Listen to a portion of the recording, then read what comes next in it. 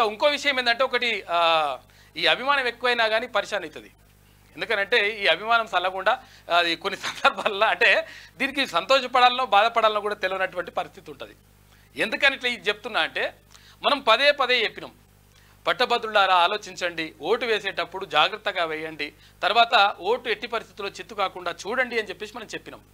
చాలామంది తీన్మాన్ మల్లన్నకు ఓటేసిన వాళ్ళే, తీన్మాన్ మల్లన్న ఫస్ట్ ప్రిఫరెన్స్ ఇచ్చిన వాళ్ళే ఏం చేసిందంటే కొంతమంది 1 అని, కొంతమంది జై తీన్మాన్ మల్లన్న అని, కొంతమంది 7200 అని, కొంతమంది ఆర్టీఆర్ అని, ఇట్లా రకరకాలుగా కొంతమంది రైట్ టిక్ పెట్టేసి మల్లన్న గెలవాలని చెప్పేసి, కొంతమంది మల్లన్న నీకు తిరుగులేదని చెప్పేసి ఇట్లా రకరకాలుగా రాసినరు.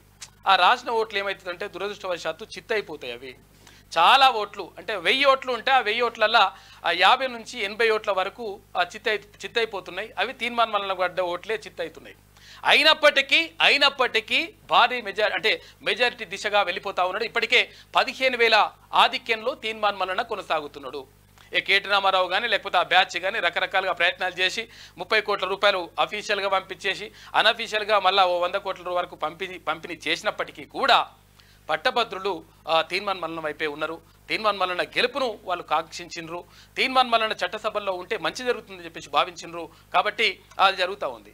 అయితే చాలామంది అనుకుంటుంటారు, అదే విషయం ఏంటంటే చాలామంది నాకు మిత్రులు కూడా ఫోన్ చేసిండ్రు, అరే ఇంత లేట్ ఎందుకు అవుతుంది, తర్వాత నిన్న పొద్దుగాల 8 గంటలకు స్టార్ట్ అయింది కౌంటింగ్, ఇప్పటి వరకు రాత్రి వరకు కూడా ఇంకెందుకు కాలేదని చెప్పేసి అడుగుతున్నారు. కాకపోతే ఏంటంటే ఇక్కడ ఎమ్మెల్యే ఎన్నికల్లో తర్వాత ఇక్కడ ఎంపీ ఎలక్షన్లకు సంబంధించి మాత్రం మనకు అందరికి 20 ఓట్లు వస్తే 20 ఓట్లు వచ్చిన వాళ్ళు గెలిచినట్టుగా ప్రకటిస్తారు. అంటే ఎవరికైనా ఒక ఓటు ఎక్కువ వస్తే వాళ్ళని గెలిచినట్టుగా ప్రకటిస్తారు. కానీ ఎమ్మెల్సీ ఎన్నికలకు సంబంధించి ఇట్లా జరగదు. పట్టభద్రుల ఎమ్మెల్సీ ఎన్నికలకు సంబంధించి 50% పైగా ఓట్లు సాధించాలి. ఆ అభ్యర్థి 50% కంటే ఎక్కువ మంది మన్ననలు పొందిన వాళ్ళే అక్కడ మెజారిటీ సాధించి తర్వాత విజేతగా నిలుస్తారు. కాబట్టి ఇక్కడ first preference, second preference, third preference ఇట్లా 52 మంది అభ్యర్థులు ఉన్నారు. ఇప్పుడు మనకు 52 మంది అభ్యర్థులలో 52 మందికి కూడా వేయచ్చు ఓట్లు. ఒక్క ఓవరే 52 మందికి కూడా ఓట్లు వేసేటువంటి అవకాశం ఉంటుంది. కాబట్టి అంటే ఇష్టం వచ్చినట్టుగా వేయచ్చు ఓట్లు. అంటే ఒకరికి ఓటు వేసి ఆగిపోయేటువంటి పరిస్థితి ఏమి ఉండదు. ఫస్ట్ ప్రిఫరెన్స్ ఈయన ఉండాలి, సెకండ్ ప్రిఫరెన్స్ ఈయన ఉండాలి, ఇట్లా అని చెప్పేసి అనుకోవచ్చు అనమాట. అందుకని ఈ ప్రిఫరెన్స్ల వారిగా ఇస్తుంటారు.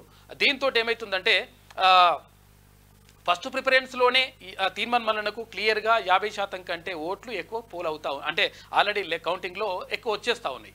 కాకపోతే ఏంటంటే ఈ చిత్తు ఓట్లు కావడం వల్ల కొంతవరకు 46-48% వరకు అట్లా వస్తూ ఉన్నాయి. దీంతో ఏమవుతుందంటే 100% గెలుస్తాడు. కాకపోతే ఏంటంటే ఇప్పుడు మళ్ళీ సెకండ్ ప్రిఫరెన్స్ ఓట్లు కూడా అంటే రెండో ప్రాధాన్యత ఓటును కూడా లెక్కించాల్సినటువంటి పరిస్థితి ఏర్పడుతూ ఉంది.